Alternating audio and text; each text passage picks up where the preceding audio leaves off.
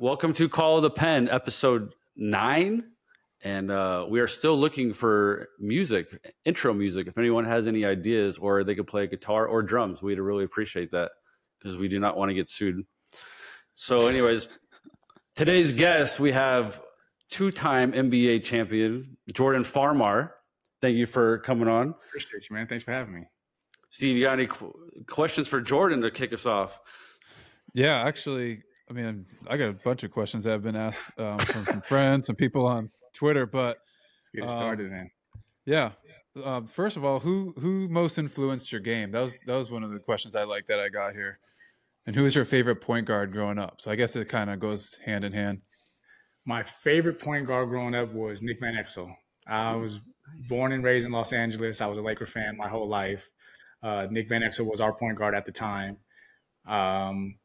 I fell in love with his game early on. You know, he wasn't a high draft pick. He was a 37th pick in the draft, but he made it happen and found a way. And I remember like walking through the halls of my middle school, little pigeon-toed, because that's how he walked. And my stepdad would take me to the local park and tie my right hand behind my back, and we'd play one-on-one, and I'd only use my left hand. But yeah, Nick the Quick was definitely my guy growing up. That's awesome. I mean, Kent, you had a guy growing up. Who was it that got you rolling? For basketball? No, baseball, dude. Yeah, basketball. Oh, I'll say John Stockton. I'm the only white guy. I would say Pedro. I was a big Pedro fan. He was short, and I think I was short, so he gave me hope. Yeah. It's funny that he says Nick Van Exel wasn't a high draft pick, 37th. If we got drafted 37th, we'd be high-fiving each other thinking but we're someone walking in. There's only 60 picks. It's a much different draft, but yeah, to be a franchise guy and like a lead guy for the Los Angeles Lakers, you would assume that they were. So when you got drafted with 24th? 26th overall, you thought you're the franchise walking in? Nah, not even close, man. There might have been some guy in that club, that locker room, that was gonna have a say about that. We had a franchise guy already. Yeah, for sure. No, that was never, my role as a professional. You know, I came in, I was a McDonald's All-American in high school and All-American in college, but once I got to the pro level, I pretty much was, penciled in as a backup, could be a starter in a different situation, but where I was with the Lakers at the time, trying to win championships, I was not a franchise guy, but found a way to make it happen and really got to have a great career. So let's go from the All-American to go on the championship at UCLA. We were talking earlier off the air about the mental game for high expectations. Yeah. So Steve was a 5th rounder. I was 40th round. So there's like not much expectations for us to obviously get to the big leagues. But for you, I mean, you're under, especially playing in California all the time. Yeah. There was a lot of high expectations. What point do you think I don't know, were you naturally born with the mental strength, or do you think at some point you had to work on the mental game, and how did you approach those high expectations, and how did you deal with it? I think we talked about it a little bit earlier that I don't think anybody makes it to the level that we made it to if you don't have a mental edge, if you don't have something different mentally to separate you from the pack. So I think we're all born with it somewhat, but you definitely develop it over your career.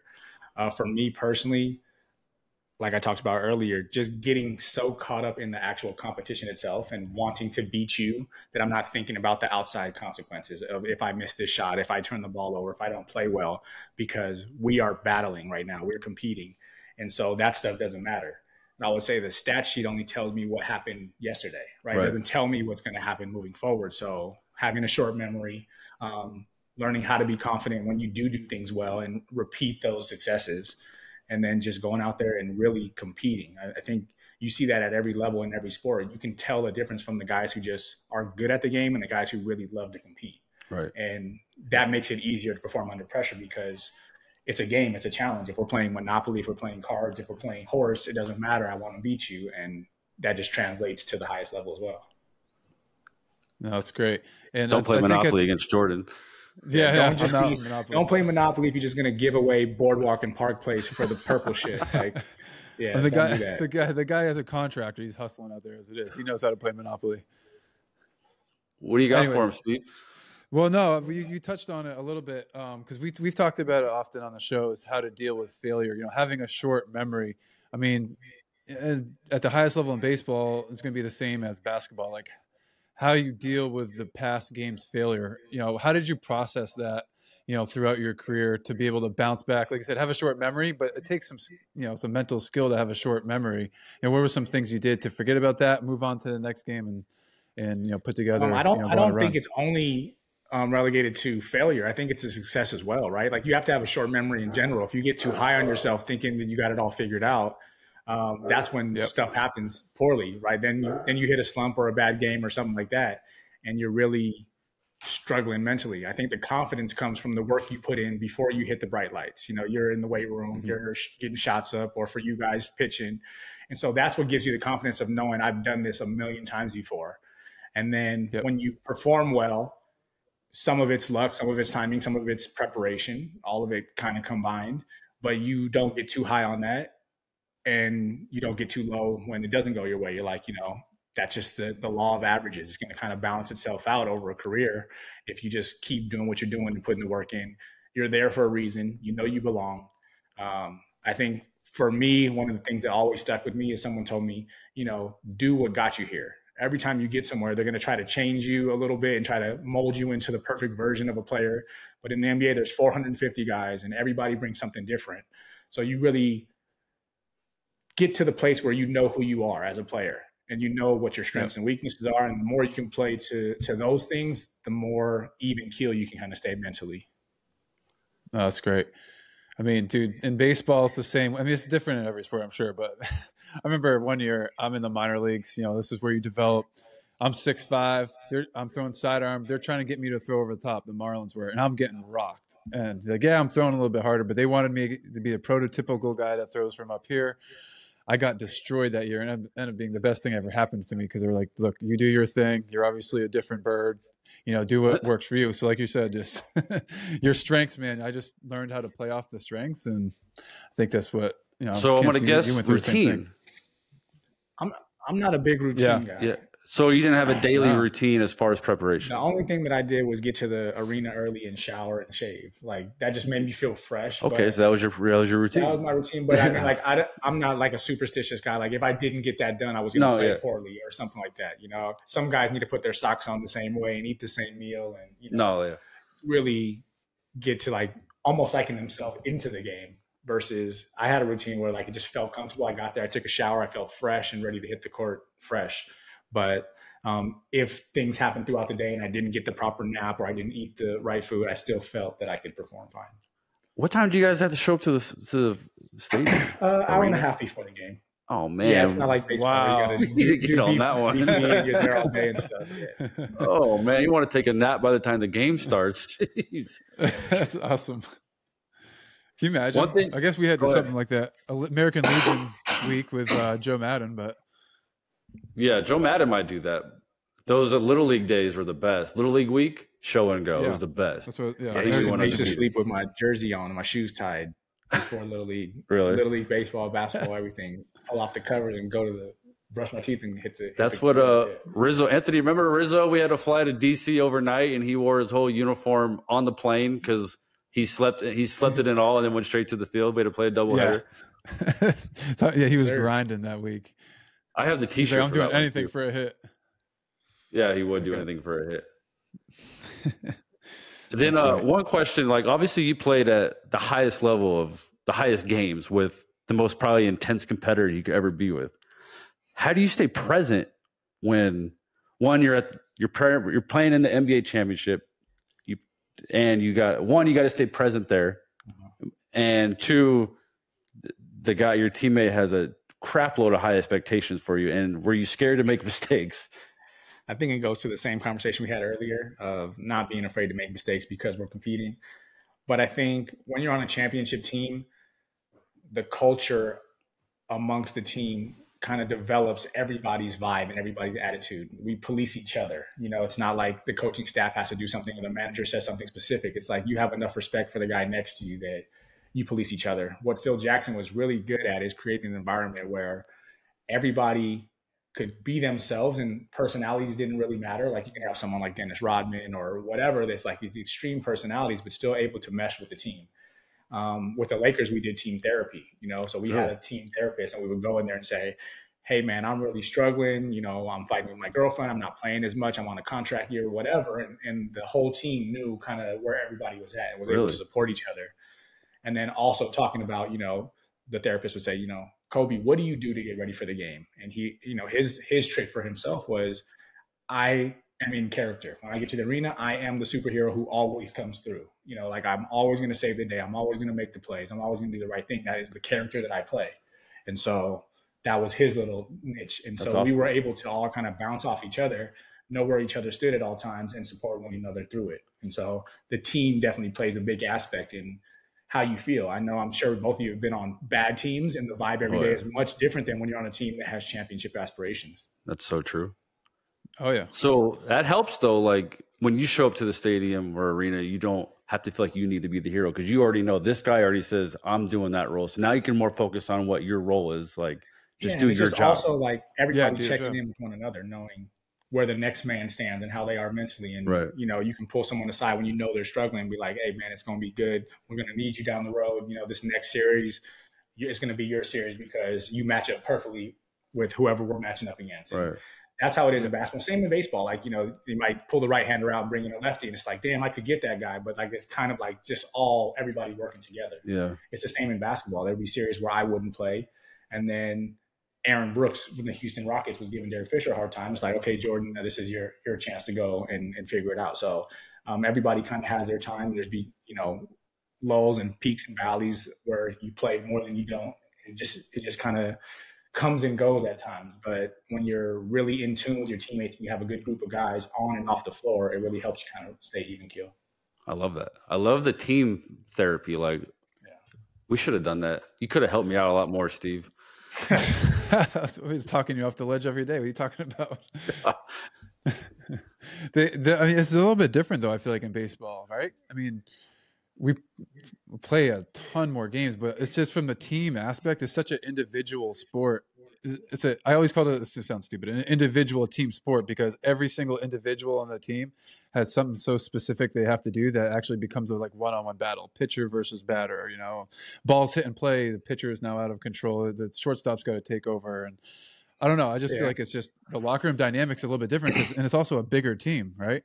I mean, you have a small, tight-knit group in basketball. I don't know this for a fact, but I would assume that both of you guys can point to a veteran who helped you when you needed it, when you were struggling, when you were going through something, or maybe you were the veteran for the next man coming up, right? Like, so for me, I had Luke Walton and Lamar Odom and guys like that took me under their wing and were able to, help me become a professional and get through. You don't play for 5 games. You're like, why am I not as good as my counterpart who I've been busting their ass for the past 10 years, since we were in high school, and now I'm not playing. And just having those people in your corner helping you get through. And then 5 years passes and you're that guy telling the same exact thing to the next man coming up, So it's kind of like this cycle of we're all in this together. And then when we stop playing, we're all done playing now. We're all a family, whether we're play the same sport or not, or when you see somebody that you played against, you feel like they're your brother, even though you might have hated them, while you competed against each other. It's like, oh man, it's good to see you. We've been through the same struggle together, That grind. Dude, that's such a good point. I got hopefully if he listens to it, it's fine. But I got the most random call after I said I was retiring. It's from a teammate of mine who I respected. Like, he's a veteran guy. He was all business. But when it came to baseball season, we barely talked. In passing in the hallway, he said hello. He's a position player. I was a pitcher. It's kind of how it worked. But he was like just beeline to what he needed to do next. And after my career, he called me. We had one of the greatest conversations ever for like an hour and a half. He's just congratulated me on a great career. It was so fun to watch, like all these positive things. How I'm like, dude, I actually like looked up to this guy, whether he knew it or not, as a young player. And just he saw how he handled his business, and then for him to call, I didn't even think we had that much of a relationship. Like, he's like, we're brothers. It's a brotherhood now. Like, it really is. I mean, taking a step away from the game, you really feel it more so than ever. But when there's movement during your career, like you might have hated a guy on another team, they get traded to your team, and now you got to be on the same team. You're like, dude, I hated you. Yeah. I didn't realize you were a cool guy, you know, but I thought you were an asshole for Pedro 5 years. And So now, true. you know, we're going out to dinner together. We're playing cards together. We're boys. And then you start to realize that we're all just individuals trying to navigate the same game. You know, we're trying to figure it all Totally. out. And it's definitely a brotherhood when you see somebody, whether you were close or not. You could be walking through the airport somewhere that you'll never be, and you notice someone that you played against 3 times, and you feel like you have some sort of connection to them. Totally. So That's true. great. I totally thought Steve was a nerd, and then we hung out. The first time I met Steve, I'm definitely a nerd, but I don't know, not the second time I met Steve, but I had to borrow Steve's truck when I was in spring training with Miami, and he was out of town. I fly into Jupiter, and I go to his house to get his truck. He has a big truck. He put a little baby step stool waiting for me. Such a jerk. Yeah, he's too short, huh? His boots. That's like that's just funny. Like funny camaraderie stuff I'll never forget. For sure. Going through the grind, but he always made it fun. And then he put me on a scavenger hunt one day at Wrigley because I tried to send him an early breakfast. And when we were in Cincinnati, they sent me an early breakfast. So I tried to repay him, and Rizzo caught it and gave it to him. So I showed up to the stadium one day, and my whole locker's empty. And I'm like, come on, like I don't know. It's, you know, in the middle of the season, you're just in a bad mood. Like I was always in a bad mood. That was my, I guess, salt. way I would show up. I was just salt. That was just, I get in my personality, and that's what I was. So then Steve takes my clothes away, and now I'm just mad. I can't do my routine. I can't do nothing. Now I got to go around this whole stadium. So I show up, there's a camera crew following me. I'm like, what the heck's going on? He's like, oh, where's your stuff at? So then he sends me to the bullpen. I had to go to the run of the bullpen. Something almost fell. Did you set up? Something almost fell on my head, or like a firecracker or something? I set up a firework when you open the bullpen phone. It's supposed to explode, and it didn't. It was a dud. And then I had to run to the top of the bleachers, and then I had to. Either way, by the time I get back, I can't find anything. He put him in the safe of my locker, and he drove this little Fiat. I totally wanted to put the Fiat in the middle of the outfield during batting practice. A Mini I Cooper. should have done that. I thought for sure it would have been like a ball picker for like a golf course driving range. Yeah. People ask me. It's the little things. It's the little things. People ask me all the time what you miss most about the game, and it's being one of the guys. Like, really, that's what you miss the most.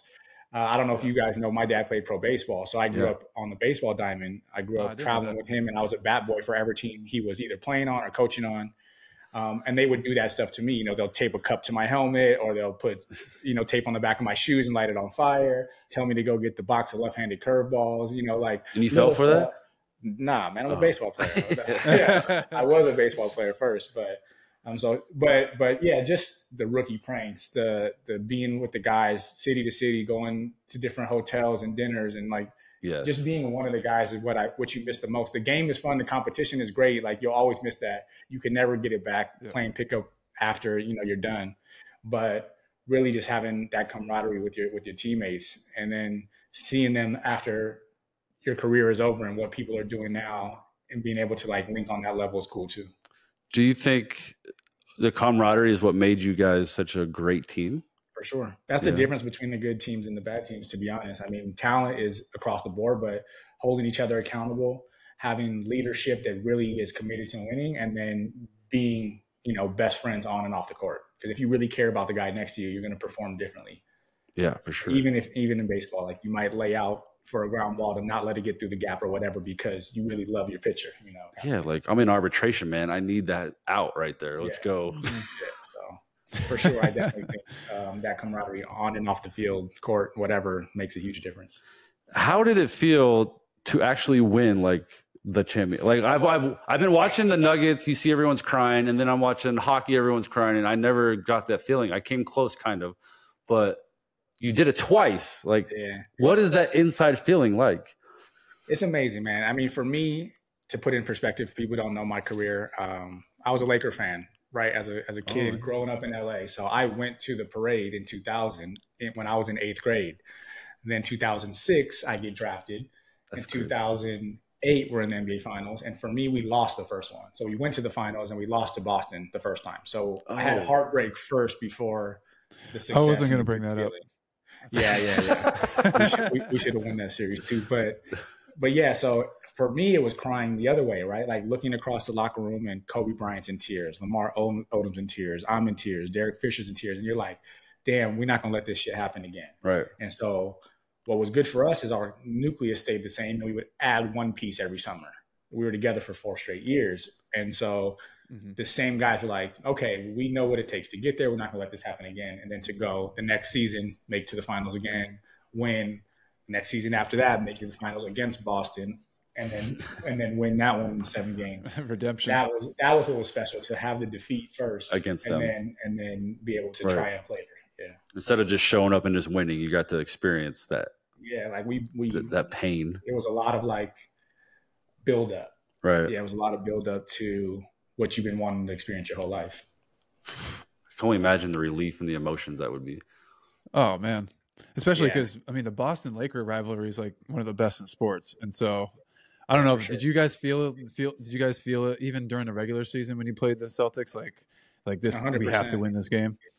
Yeah. 100%. Yeah, you definitely feel it. It's like Yankees, Red Sox. It's just one of those things in sports where you know it, the vibe is different, the energy in the building is different. And then to have lost, like you don't want to let it happen again, you know, because it goes down in history. You start thinking about Magic and Kareem and Bird and Parrish and, you know, all those guys back in the day. You're realizing that you're a part of this new history that's getting written. So for sure. That's awesome. Man, we need to play on a World Series team. What's that? Said, man, we needed to play on a World Series team. No, I got traded away from one every year. Every time I got traded away, they won. So I did something wrong. They did something right. Yeah, it's a good move. It's good GMs. Oh, it was so painful to watch the Nationals. That was painful. Did they give you a ring still? No, I got traded away the year before. I had a 2-year deal. And I was supposed to be on that team. And then stuff went down, and then I got traded away, and I had to watch all that. And then I had to watch the Phillies go to the World Series last year. I get it. I think it's cool to for me to have been developed by the team that we won with, right? Like I got drafted by the Lakers and was able to like work my way into the rotation, work my way into being a valuable part of the team, and then win that way versus like joining a winning team or getting traded midseason or something like that. I think that was pretty cool for me. Yeah, that way they brought you into the building and then they drafted you to do this. Exactly. I was one of the pieces they needed to start and help this rebuild that they were working on, and it ended up working out, kind of thing. That's awesome.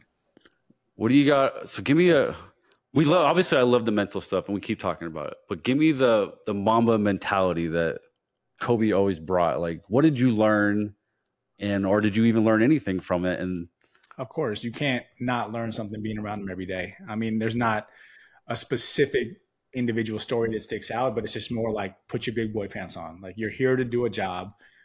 We got one shot at this legacy thing. Like, you know, we are not just here to just go out there and make some money or just play around. We're trying to really win and put our imprint on the game. And I think, fortunately, all the guys who were on that team were of the same caliber, you know, and that's – you hear a lot of stories about Kobe where like he didn't get along with teammates, but if you were like him and if you were going to go in the trenches and he knew he can count on you, he got along with you great. But if he knew that you were going to fold under pressure or you weren't built the same way, then he would be hard on you. And those are the guys who had the most problems. So he was trying to test you constantly to hopefully either toughen you up or he's getting you out. I don't think it's a conscience testing. I mean, maybe it was. He's built a little bit differently, but I think it's more of like just an innate sense of what's going on in the room, you know, who I'm in there with.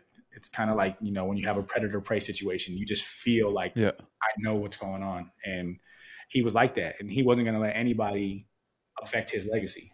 Really not. So I don't know if there's a specific instance that I can point out other than it's just like what you feel and what you learn day after day after day. Right. Ray Allen on the Celtics went 3 for 12 one game or whatever, had a terrible game, quote unquote. And I'm sitting in the back of the bus with Kobe and I'm like, would you ever go 3 for 12? He's like, I might go 3 for 30. You know, but he's like, 12 shots, I don't know if I'm off yet. Like I might make the next 10, you know, and that's just his mentality. Is like, I'm not thinking about the failure. I'm trying to beat you. Ooh, I love that. Yeah. He's not thinking about being 3 for 12. He's thinking about how the heck he's going to win this game. Because he's like, I know I've made 10 shots in a row. So I could easily be 13 for whatever it is, 22, and have a great game. You know, so he's like, the game is not over, and you're not going to beat me by me not being aggressive. Yeah, it's true. So many people get scared when crunch time comes up. Starting pitchers, I mean, that'd be a pretty good parallel. I feel like you're grinding early on. Like, no, you still got more bullets in the chamber. Like, you don't even know if you're going to hit your stride this game yet or not.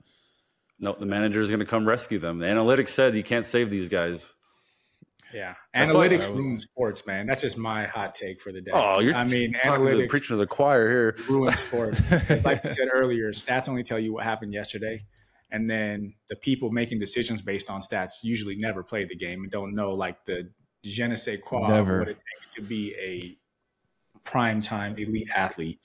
And then sometimes the eye test says more than the stats will ever say. Right. You know, like I know you were getting guys to hit ground balls. You're not striking people out, but you're doing your job.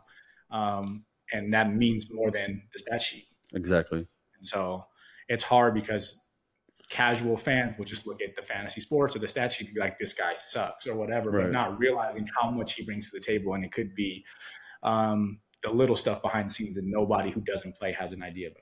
Right. And the people that are making those decisions, they haven't done that art either.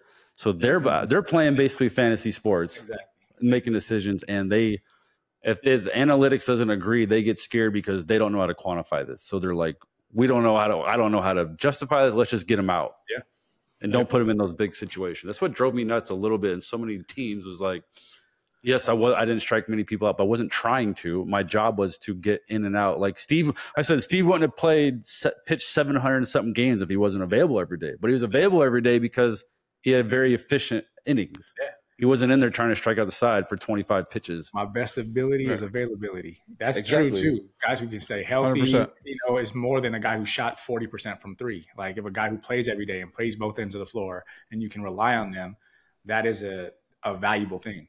But you said something too about not being able to justify their decisions. I think pro sports across the board, 90% of the decisions are, how can I cite my work? Like you're in school, right? Like you have to put a footnote. I got this information from this other book, right? So I made this decision because the stats back me up.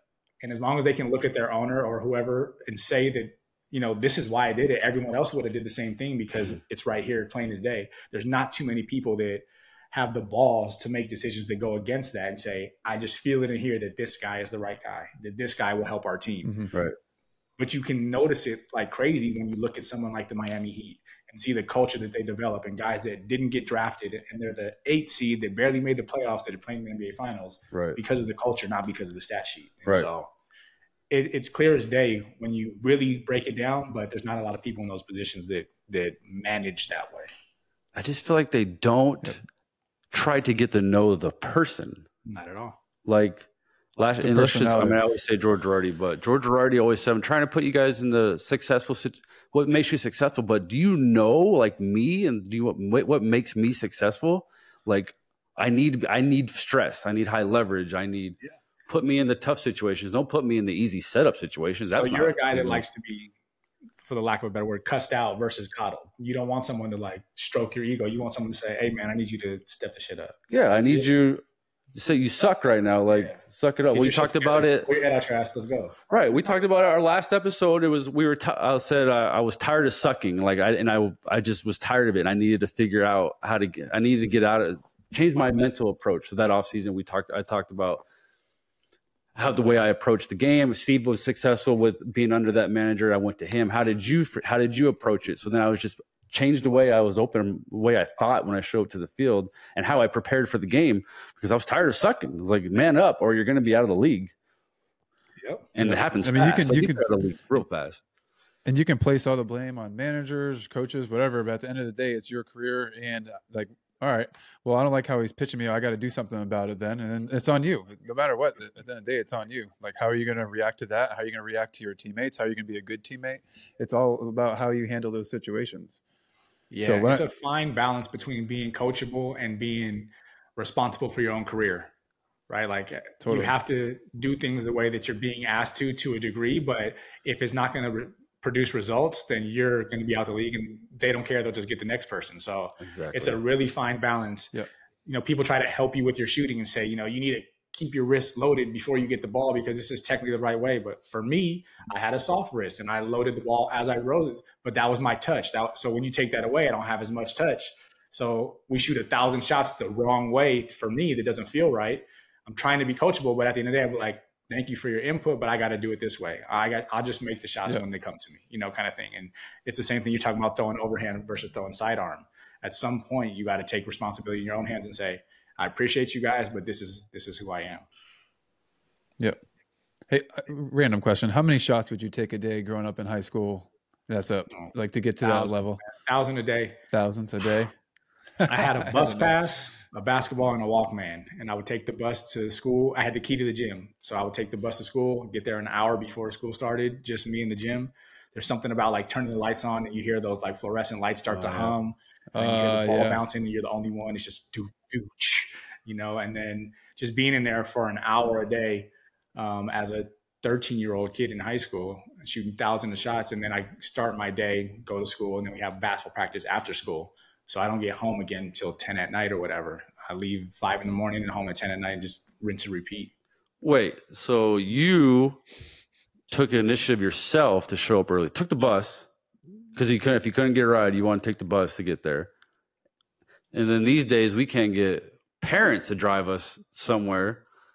I mean, Steve would drive, an hour and a half, 2 hours every day to go train at Kresge's and drive home. Like it was 3 hours round trip. So we're on to something. People that are successful took the initiative of themselves to go get it done. They didn't rely on other people. That's what I feel like we're totally missing in this generation. For sure. Everyone wants the easy way out. Yeah, it's easy to make the excuse, man. But the reward for doing it the way we did it is unmatched, And you appreciate it a lot more. You just talk about how you just love the lights and then the dribbling, like that's what you remember, the hard work. Yeah. When you walk into when you put that Lakers jersey on, you probably thought about those days when you're a 13-year-old kid. For sure. I mean, that's what gives you the confidence to perform under pressure that we talked about earlier. You're like, I know this gym so well. I know when I bounce the ball right here, it's a dead spot, kind of thing. Like I just been in there for hours and hours by myself, that now that the stadium is full, it doesn't matter. It's I've been here alone. Yes. It gives you this like sense of peace. It's for me, it's my therapy. It's my sanctuary. It's my chapel. It's like I go there and just be alone, and the game of basketball took care of me. So I love it. That's cool. All right. So you were drafted what, 06, you said? 06, yeah. All right. So this is another question we had pop up. From 06 to today, how much has the game evolved? How much has it changed? A lot.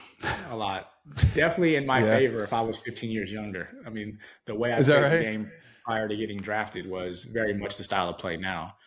Running gun, relying on being able to make shots to open up the game, being a cerebral player and being able to see the game and set guys up, and it'd be much more free-flowing. I got drafted into the triangle offense where you have Kobe Bryant posting up, Pau Gasol posting up, Andrew Bynum posting up. So the key is just crowded all the time. So you have to be able to just learn how to only catch and shoot. Whereas now, if you wanted to just dribble up to three-point line and you were open, you could let it fly. And so it's definitely a different style of play. We talked about the same thing with baseball too. I mean, with the pitch clock and things like that, the game is changing and the game will forever change. And guys in my position and guys before us will always say, oh, if I was playing now, I would have done better, whatever. That's just the story. The money goes up, everything. It's just it's the same story in every profession over every, time frame, generation. Yeah. There's so much more money though. There's so much money. Oh my God. Basketball is so much money. Did you know he said crazy. There's like a bottom floor they have to spend. Like, so can you explain that what you're saying with the revenue and if they have? So players get 50% of basketball revenue. And so whatever the league made that year sets the cap or the floor for the next season, the cap and the floor basically. And so if a team likes you and has to spend the money, they'll pay you even if you're not quote unquote worth that dollar amount. That's nuts. Right. I know. Well, the reason why we don't have a floor is because we'd have to have a cap, and the players don't want a cap. We don't want to allow a cap. You have no cap. Right. Yeah. That's otherwise we'd be There's floor a give all and day. take. I mean, the max guys make a lot of money, but if it was a free open market, they'd probably make all the money and then everybody else would just get the crumbs, So they're trying to take care of everybody. And every time you're in negotiations, you feel like you got a bad deal in terms of the CBA, but NBA didn't get a bad deal. Everybody's getting paid, they're doing. Yeah, everyone's doing well. Nothing. Yeah. Well, they kind of use the luxury tax in baseball as a cap. How many when they get close to the CBA, or I guess when you're just a middle free agent like we were, they're like, oh, we're really against the luxury tax. We don't know. But if they really wanted to, they just go over it. They don't care. They know how to manipulate it by one shot. time. Yeah, it's like, oh, well, I guess you don't really want me. But, well, my one it shot, works in the team's favor 99% of the time. Because when the team needs to make a trade, it's just like, that's just business. But when a player says, I want to be traded, it's like they're unloyal, they're ungrateful, they're prima donna or whatever. Yeah, it's true. A team cannot pay you, and they'd be like, oh, it's smart business. They need to save cap space. But a player says, no, I'm holding out for my money. And they'd be like, how dare you, kind of thing, So I see that a lot across all sports now too. How if you just request a trade, you have to get traded? Like, let's say Damian Lillard asked to get traded. Like, you have to be traded? No, you don't have to, but you put pressure on them by maybe being up on a contract year coming up and saying, I'm not going to re-sign with you and you're going to lose me for nothing. So you might as well trade me and get some sort of value back in return. You could have been like Damian Lillard and been there for 10 plus years, and they just want to do right by you because they haven't built a winner around you. There's different scenarios as to how it works out, but most of the time it's upcoming negotiations that are coming. Your agent has a couple other players that they can leverage and say, hey, if you want this guy, you need to make sure that you get my guy where he needs to go, kind of thing. So there's a lot of back rubbing going on. Well, if he cut in half his $50 million salary, maybe they could build another winner. Why the player always got to cut in half? Yeah, exactly. That's why we don't have a cap. Exactly. That's why they have a cap. Yeah. You got anything else for him, Steve? Well, yeah, you played overseas for a little bit, right? Yeah. What was that like? It was cool. My stepdad is from Tel Aviv, Israel. He raised me. So he married my mom when I was 3 years old. And so we would go visit his family and spend time in Tel Aviv. So when the NBA went on a lockout, when they were in negotiations, there was no basketball. And so I got an opportunity to play for the team that I went to watch as a kid. So it's kind of very similar to the Lakers situation with me. And I went to play for Maccabi Tel Aviv in Israel.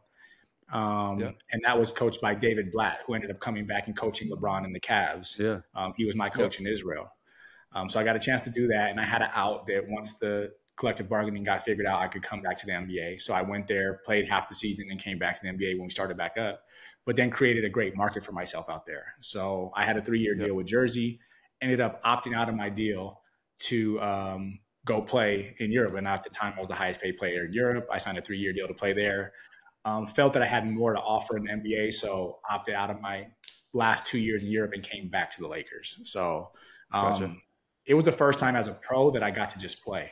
David Blatt, I would come there and have like 10 points and assists. We'd win by 20. He pulled me in the office. He's like, that's not what I brought you here for. Like, people want to see you play. I'm done. Aiden, I'm dying. So if you want, pull on your jersey. I'll tell everyone to get out of your way and just do your thing, And so it was the first time as a pro that I really, really got to play. And that was really intriguing to me. At the time, I had won championships. I had got some money. I got more money to go over there. And it was a good life experience to live abroad. I lived in Tel Aviv, Israel, and Istanbul, Turkey, which are two amazing cities. Yeah. Now I've always wondered because I always ask guys that go to Japan or Korea and they come back and play, in the big leagues. I'm like, dude, I got to hear the stories of what those countries are like. I'm always fascinated by it, So for you to go and play at another childhood team, man, overseas, that's pretty sick. Yeah, it was really fun. It's fine. I'll just cut myself out. Kent, you good over there? My battery's dying on my camera, so I'm out for the visual. That's all good. No, man, this has been great. You can if you're good, I'm good. I mean, I'm good. I think this was exactly what I wanted to talk about. Sweet. The mental game. We just love talking about failure. We love talking about perseverance. I love everyone's story. Like, you came from high expectations, but hearing your story is you really pushed yourself and did it yourself, which is why you're such a good dude. And if everyone wants to build a house in Las Vegas, Jordan's your guy. There we go. Yeah, I'm doing high-end real estate now. It's fun. It's challenging. You get to work with a team. It's good. A really nice houses. Steve, maybe you should move out here and buy one. Have Jordan build you one. You should see this house he's building. It's ridiculous. Give me on that golf course, and maybe we can we figure something out. Come on out, man. Anytime. Come on out. He'll get his course is sick. Anytime, brother. Yeah, I'm serious. I'd fly out there to play. Maybe you'll come. Actually, have you been to Vegas? I've never been to Vegas. Are you serious? Gosh, get out of the rock you live under. Yeah, you're missing out, man. Yeah, But we're trying to get come to watch the Las Vegas A's in a couple years. Oh yeah. yeah, there we go. Maybe we'll be the broadcast guys. They should hire us to be the broadcast guys if they're smart. We're gonna get a basketball team too.